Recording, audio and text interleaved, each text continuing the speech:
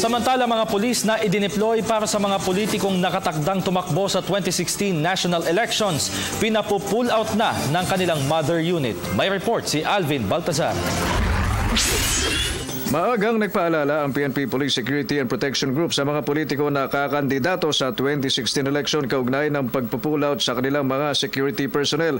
Ayon sa tagapagsalita ng PSPG na si Police Superintendent Rogelio Simon, sisimulan nila ang pagpupull out sa kanilang mga tauhan bago magsimula ang election period sa 2016.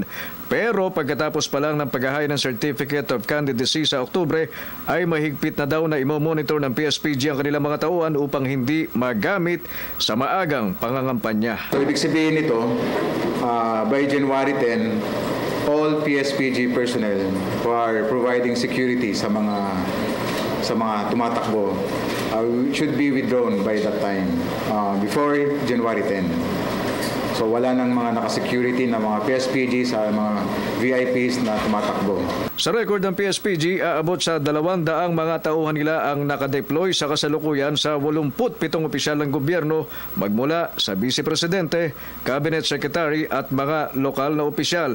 Kung nais daw na mapanatili ang kanilang mga seguridad, maaari daw silang mag-request. Depende pa rin ito sa desisyon ng Commission on Elections o COMELEC. Kasi pwede pa naman nila magamit by October 12 hanggang January 10. Pwede pa naman magagamitin. But for sure we will be closely monitoring them kasi to avoid using them or utilizing our personnel sa mga campaign activities. Oktubre 12 hanggang 16 ang itinakda para makapaghain ng kandidatura ang sinumang nais na tumakbo para sa May 9, 2016. Buwan ng Oktubre ayon sa PSPG ay magbibigay na anya sila ng abiso sa mga VIP na kanilang ipupull out ang kanilang mga tao sa kanila at ito'y bilang pagtalima na rin sa COMELEC Resolution 981. Para sa Telebisyon ng Bayan, Alvin Baltazar.